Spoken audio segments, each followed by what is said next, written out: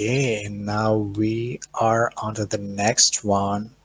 How do you guys feel about the topic of navigating front-end technical interviews by Shruti Kapoor? I'm going to present you just right now. Incredible. Hi, Shruti. Hey How's Petro, it? how are you? I don't know how to answer that question honestly, because after all this time, I'm thinking that it drives me mad, but I still enjoy it, and I'm pumped because so many beautiful, smart people I never seen in my life. Okay, I'm slightly lying, but um, I mean, we're gonna go get it with your topic. Let's get it. Yes, you ready? You wanna say a couple of words before we Um, start? sure. I'm actually really excited to be here. I'm glad that I'm on the junior track. So my talk is free for everybody. And I can also see the YouTube chat right here. So if you guys have something to say, please say hi. Tell me where you're from, what country you're Yay! from, and what time it is where you are. Yay! Waiting for countries and emojis and fire emojis as usual. Go there. I'm gonna leave. You, Shruti, take the step All right. to this. Thank you.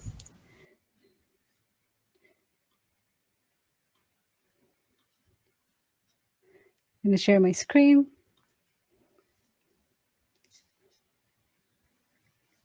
Just making sure I'm visible.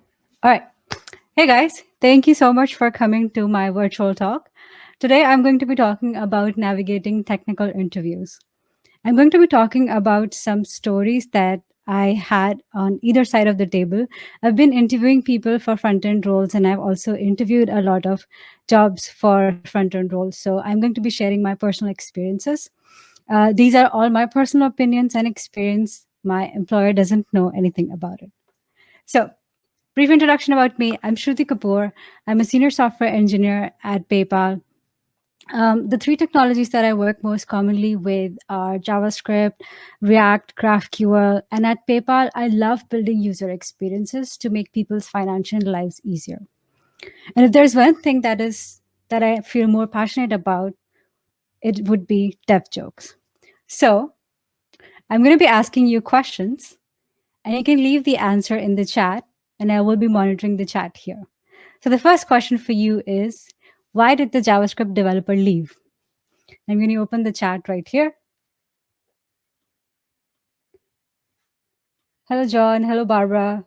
Hello, Ruben, Wilson, Akriti, Ayub, Kara. Okay, so the question is, why did the JavaScript developer leave?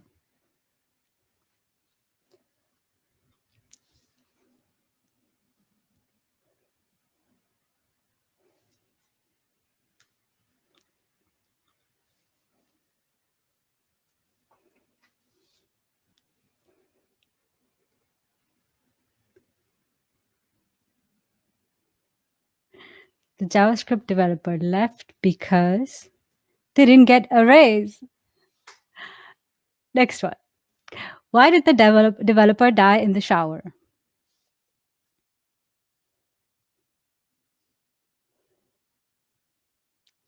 Too many tech that we need to learn. I feel ya, Rustan. I feel ya. Why did the developer die in the shower? You have to leave first before you can return. Oh my god, that's good. Ryan, that's really good.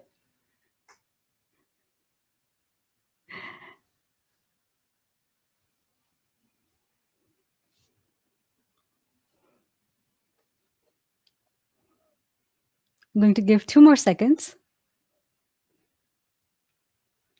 By the framework, I like it. The developer read the instructions: lather, rinse, repeat. Next one. How did HTML get drunk?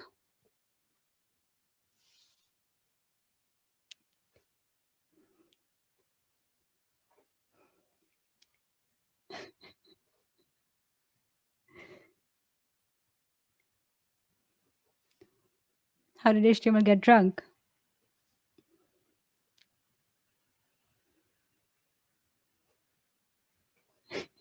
Round. I like that.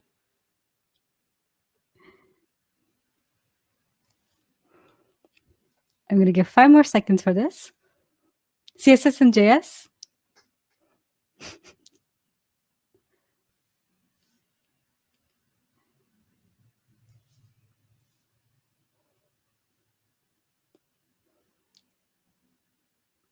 Oh, my voice is unclear. Let me quickly check my settings.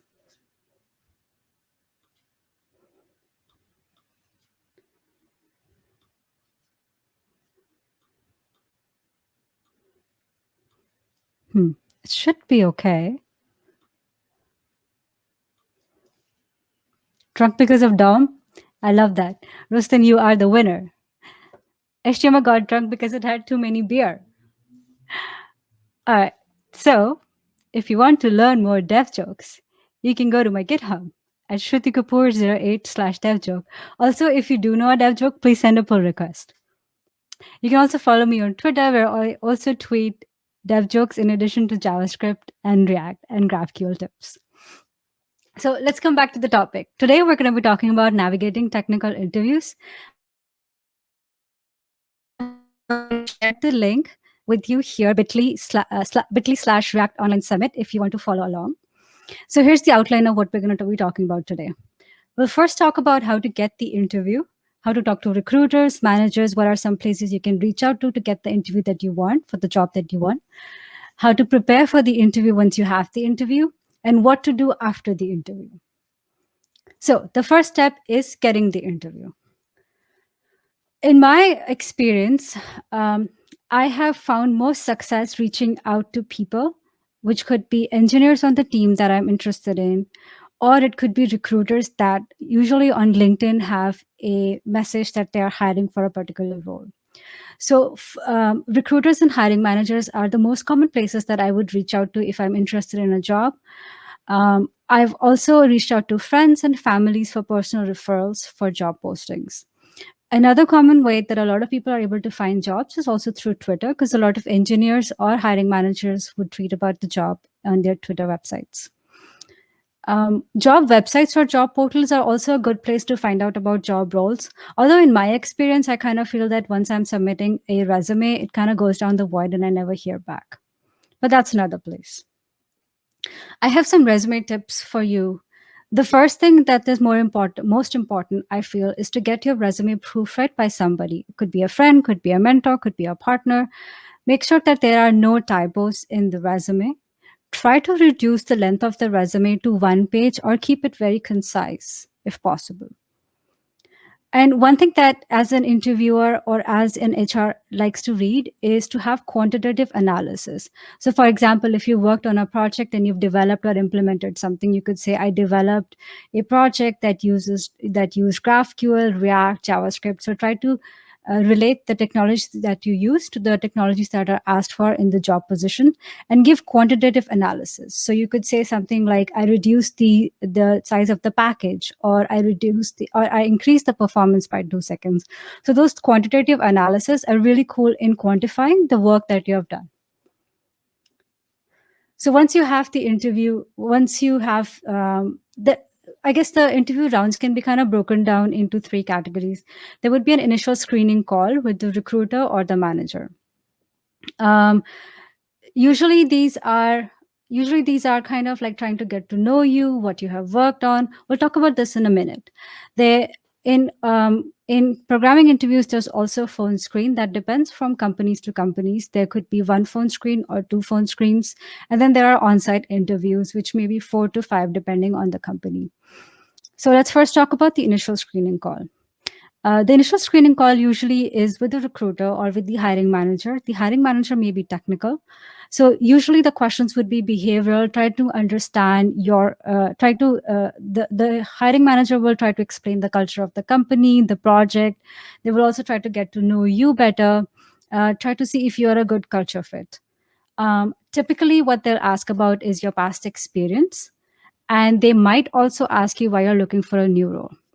So it's very important here to be very positive about where you're coming from. So, for example, if you really hate your job, don't say that I hate my job, so I'm looking for a new role.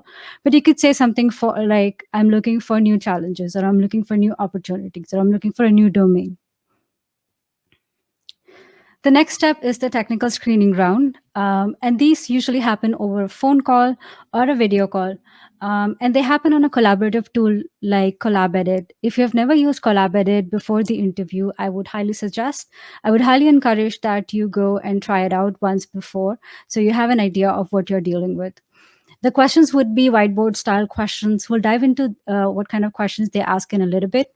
But typically, a screening round would be 45 minutes to 1 hour. In the end of the interview, the interviewer will give you time to ask questions. So make sure you have prepared some questions to ask the interviewer. After the technical screening round, if that goes well, there would probably be an on site interview round. And these are also kind of the similar format these days because of COVID. Everything is online. So this would also be on CollabEdit and would be around 1 hour. You may have on-site interview rounds with people from the entire team. There might be somebody from an external team. There might be product folks. There might be the actual manager that you would be reporting to. So these are varied, depends on company to company. But typically, from the technical perspective, you can expect whiteboard style questions.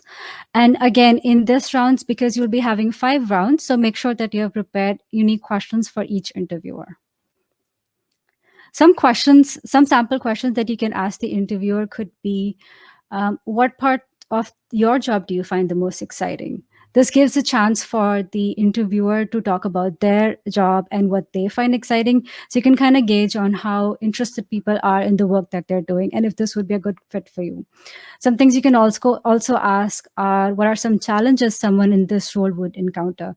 And that kind of helps you prepare for the challenges that you might encounter, or if those are challenges you want to work with or deal with. And what has been your most significant contribution since you joined? I really like asking this question because I've always found that people get really excited about the work that they've been doing, and it gives me a good idea on like what my first few months could have been, especially if somebody is really new to the company and has only been there for less than a year. If they're able to work on some really solid products that are already out in production, it gives me a good idea of what my product or what project that I would be working on may look like. So I love that third question. So once you have that interview, how can you prepare yourself on the interview? The first and foremost tip that I would give is give yourself sufficient time to prepare.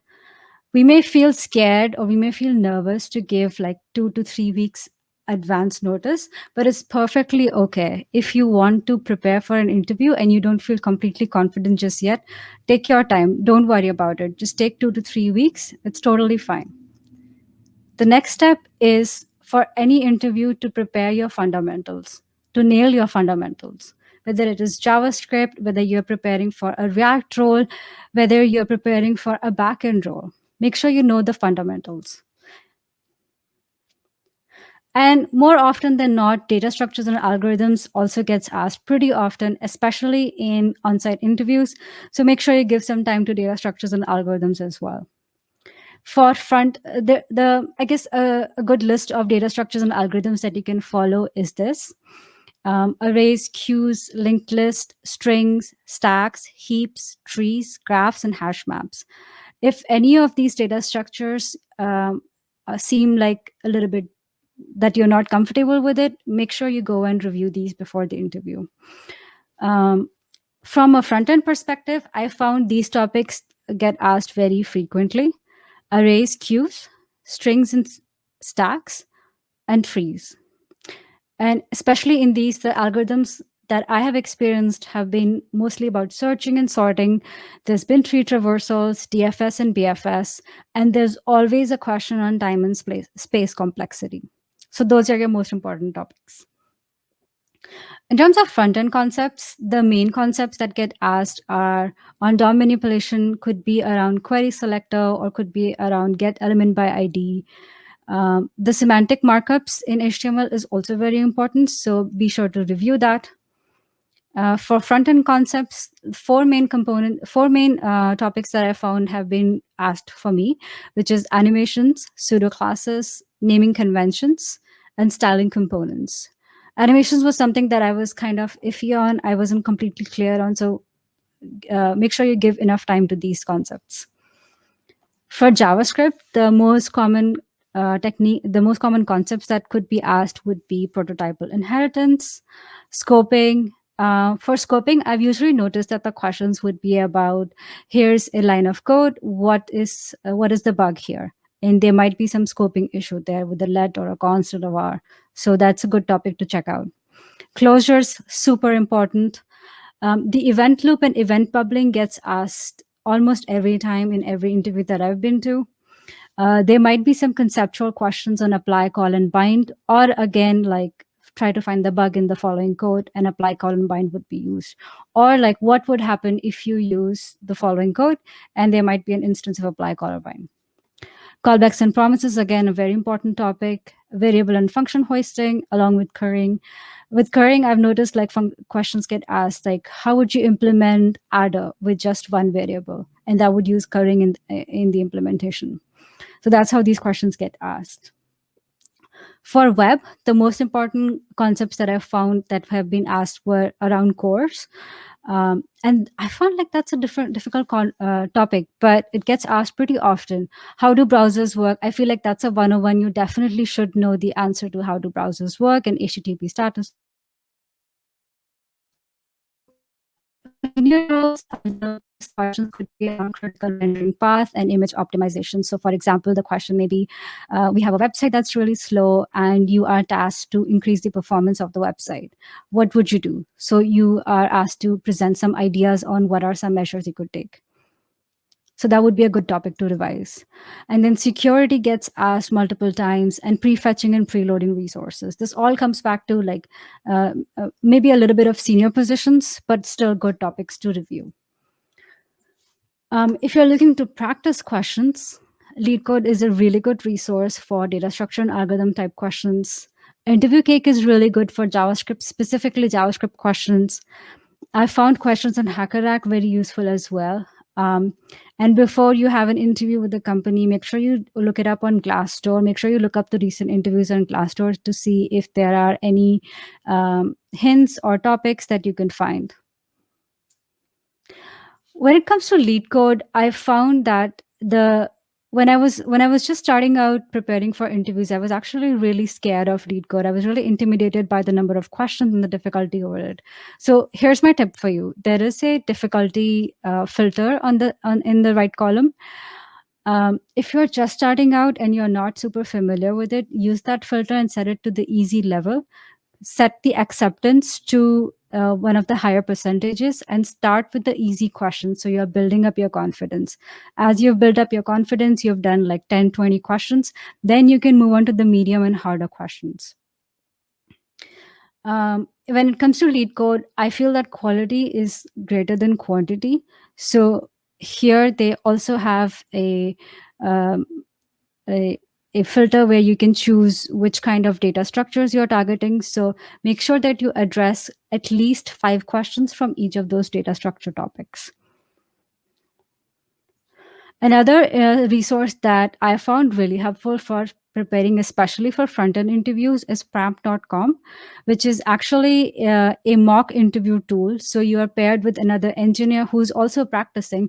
So you get to interview them and they get to interview you, and they give you feedback on how you did, and you give them feedback. So it's kind of very nice, like peer-to-peer interview system. And I found it really helpful. It also helps me build my confidence. In terms of resources, these are some really good resources that I found when I was interviewing. I'll pause here for a minute in case you want to take a screenshot. Again, the slides are also available at bit.ly/React Online Summit if you want to get the slides itself.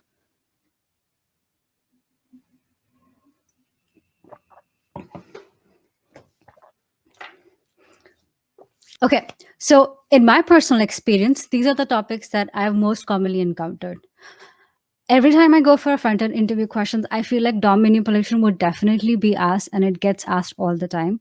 So this is like I'll go with the cheat sheet in a second, but this is like query selector and get element by ID, get element by class, get element by tag name. So those are really cool concepts to revise.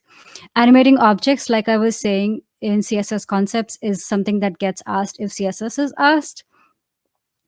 Almost in every front end interview question, I've always experienced a question where it says call an API and build a small app with it. So the API may be having like JSON format data, and you have to call that API. So it tests whether you can use fetch, whether you can parse a data from JSON to string or string to JSON, and how you can render that data on your UI app.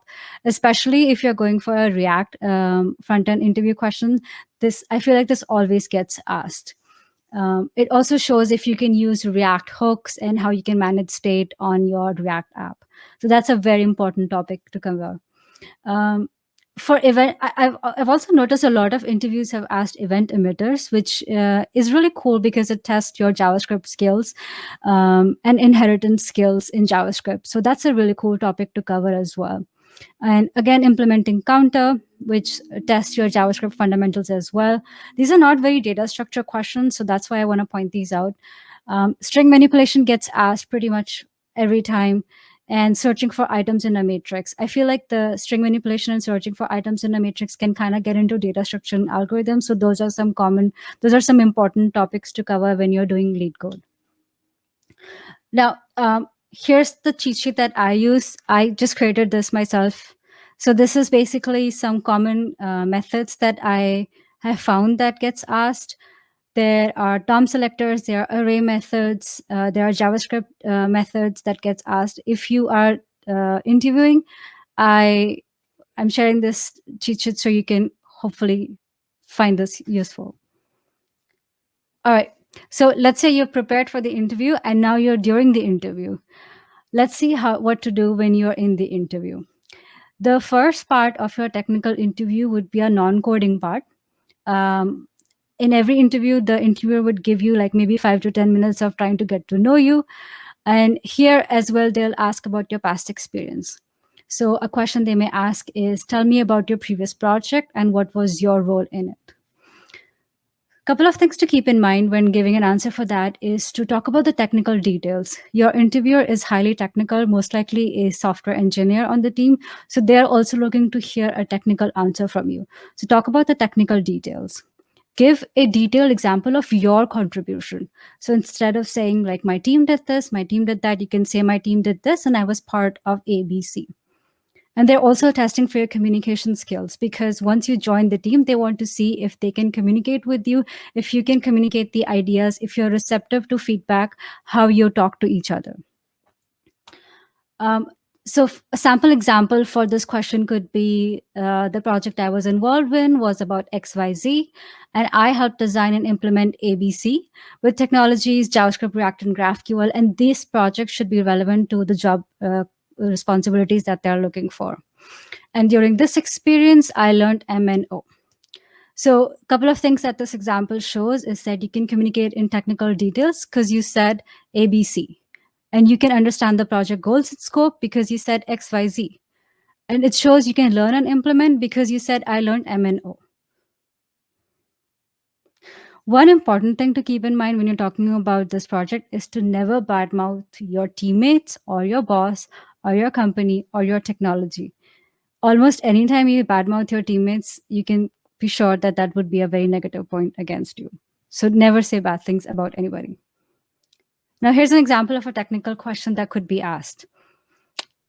We're going to design a tic-tac-toe game. Let's consider this is a real-world scenario where you and I are teammates. What I'm looking to see here is how you think and how you break down a problem. So if you can see, this question is pretty ambiguous. If you just look at it, you might think this is a design system question, or I've never really worked with a tic-tac-toe game. I am not really a game designer. I'm not too sure what to do. Right? It's pretty ambiguous.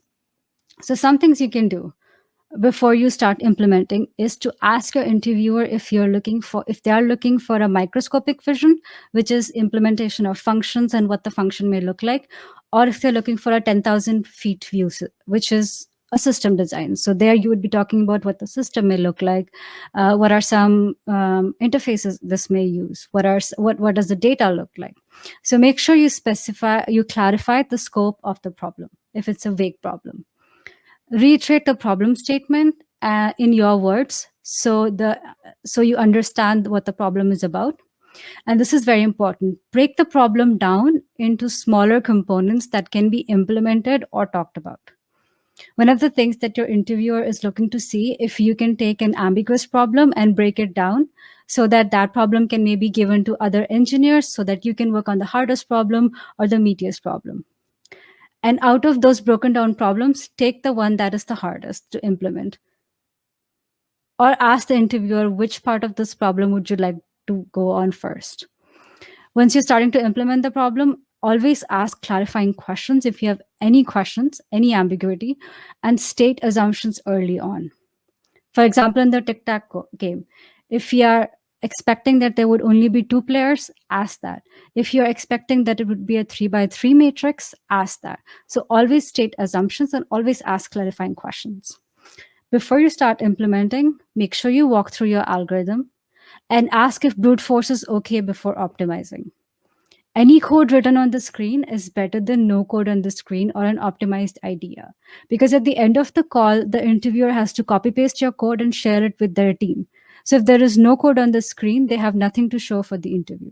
So make sure you write some code down instead of thinking about an optimized idea before writing any code down. All right, let's say that your interview went well. What to do next?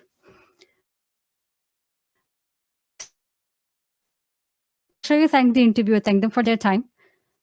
What I've done in the past is that if I'm really passionate about a job role and if I felt that the interview went well, I'll also send an email to the recruiter or to the manager or to the interviewer itself, but not for all.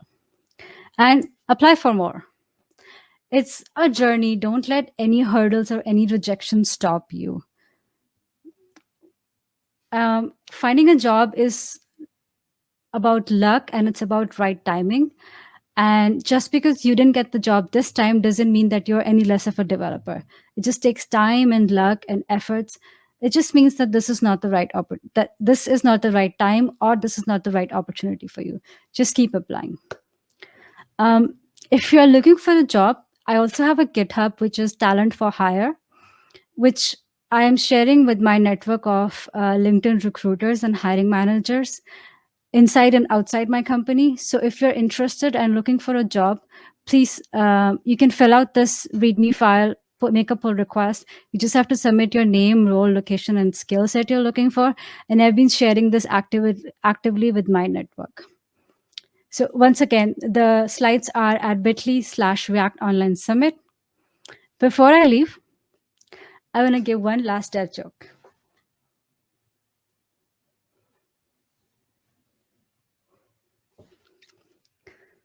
Thank you, everybody. You have been amazing audience. Thank you so much.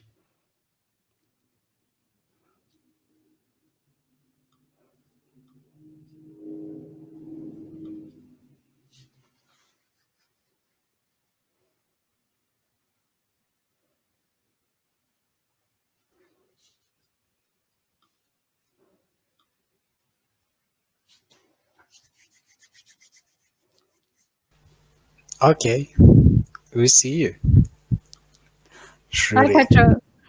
Yeah, I mean, thank you a lot. There's so many positive feedback right now.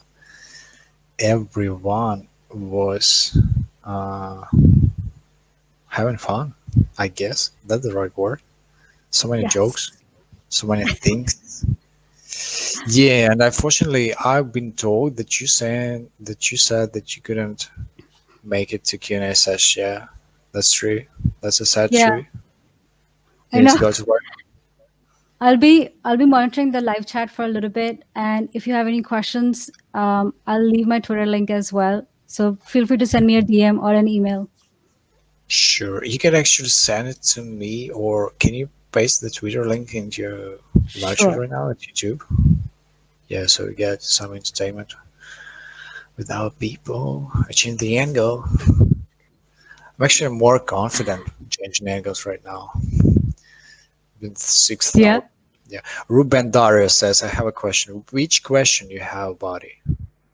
What information do you need to absorb right now from such great speaker Shruti Kapoor at PayPal?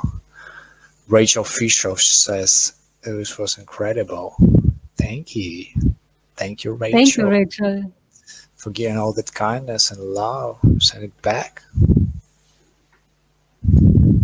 Uh, so yeah, I was reading the chat, and do you do you think that there is some question that's appealing to you right now and caught your eye, and maybe you would want to answer? Sure, let me see. Let me read the chat. Sure. Oh, links to the slide. Let me share this right now. I'll share it in the So YouTube this chat. Twitter, I'm gonna send. Follow, subscribe, engage at Twitter, learn new stuff, jump in into threads, just be more positive about this world, bring some good energy, good vibes, be in frequencies, you know. Okay, I guess regarding the links, our team gonna put the videos together and the links to the presentations.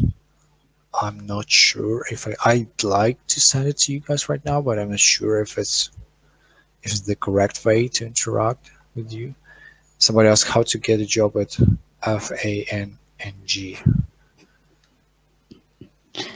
How Uh, did you get the job at PayPal? It wasn't the first attempt, was the second, the third? Was it the referral that invited you? And how many interview cycles you had? for PayPal, I think I had 3 interviews going on with other companies. Um, PayPal, I got the interview from Hire.com, which is a recruiting company. Amazing company. If you're in the US, I really recommend that company. I think they have offices, like I think they work outside of US as well. But Hire.com is where I got to know. But I feel like if you want to get a job at FANG, SC, look for somebody who works at FANG and maybe they can refer you. Sure. So LinkedIn is a proper way. Just connect with the guy, tell who you are, Yeah, what you represent, why you deserve it, and then go through series of 6, 4, 5 rounds of interviews, I think, at least. yeah. Do you feel do you feel like you are above other people? I mean, that's What? aggressive to. Do you feel like you're above other people? I understand that's very aggressive to ask like that. You working at PayPal, Yeah. you look like from above on those developers that didn't get there because before in the Q&A session we had a very informative, very uh, I, it's lack of words to describe what kind of conversation that was with Joe Colby and Ladislav, and Ladislav pointed out that it's not necessary those people who work at fan companies are better or Yeah, more skilled technically. It's just some people don't want to work at such companies. They maybe totally. prefer Yeah, something totally. else. Like, yeah, So I feel like getting job at FANG or like any big company is not about like how smart you are or like I don't know, like how much open source contributions you've given. I think it's all about like luck and finding the right opportunity at the right time, getting the right interviewer, to be honest, like at the right time. Somebody's in a good mood and they pass you, somebody's in a bad mood and they don't pass you. It's a lot of like coincidences, to be honest. are you friends with the HR department and maybe you got some insights from those people at operations, if you can share Um, it? what kind of insights? Yeah, maybe you had a friendly coffee talk and the girl Jennifer or any girl with a name that she's got, she sends you, like I heard you because of this, that, and that. And I understand this is a process you go through, series of interviews, different people, but maybe some must haves that you gonna have on your interview or on your resume. Maybe some the phrase, the construction of the language when you speak like that, people say, yeah, that dude deserves to be here. that girl. Yeah, I feel like the resume tips that I was giving kind of like I tried to explain some things that might be helpful. So like giving quantitative analysis, talking about the like tailoring to each job is really important. For example, like some jobs may say we need Java and JavaScript, and if the resume only talks about Java and not JavaScript, so that can kind of be difficult. So I feel like um, tailoring according to the job that you're applying for, picking up keywords from the job description and making sure that your resume reflects that so that the recruiter knows that you are well versed in those skills, and then specifying in terms of like numbers is really helpful. Nice, nice, sure, totally, totally understand it. Yeah, that's good. How much time you still got? Have you got moment for a couple more questions, so you need to go? Yeah, let's You do can, it. I think I had until 6:40. Let's do it. 4 more minutes. okay, you can cut me off anytime and just tell me if I try need to leave. Because it's all volunteer based. So there is do you have a question specifically to the material that Shruti was presenting? Because I understand it's always nice to. Okay, Will Boswell said, "Do you mind sharing your GitHub link to the jobs again?" Oh, sure. Let me do that right now. Yeah, yeah, okay. Uh, Will, I'm gonna shoot it back in chat. Did you? Okay, I thought you were posting it in the public chat. Can you send me in private? Yeah, sure. I'll Okay, send it to you as well. in a blink. That's gonna be completed in a blink. Uh, Forwarding it to everyone. Check it out. Subscribe, follow, enjoy. Will the link is there on YouTube? Oh, well, I'm gonna duplicate it in another chat. All right. Uh, do you see any questions that you would be interested to answer? Let's do this from Ben. How do you explain about your past projects if you're under NDA? I Yeah. think, What's your take on this? yeah, that's a tricky part. I would say talk about the engineering challenge it had, not exactly about the product. So, for example, let's say you are fetching a list of contacts. Talk about like try to like basically remove the product from the engineering challenge. So you can say I had a huge list of 20,000 data points instead of saying like what the actual product was. If that helps, Ben. I hope that helps the person who asked that So question. basically, Should abstract the company out of the engineering challenge. Mhm. How many college projects, diamond projects should we list on our CV? How many? Is it correct to ask how many? What's okay? Can if I paraphrase it, I would ask you quality, quantity of the project matters, but I think it's Yeah. quantity, isn't it? Because Um, you're junior, you're just starting. yeah, like with college projects. So again, like try to make it relevant to the job that you're applying to. I would say like reduce your experience to one page, and if that means like 5 projects, sure. If that means like one project, sure. Okay. Shruti, there is 1 minute left, and I don't want you to be late. Yeah. Yeah. Thank you, Petro. Yeah. Thank you, Thank you very everybody. much. Thank you, guys. It was nice company, and thank you, Shruti. Uh, See you later.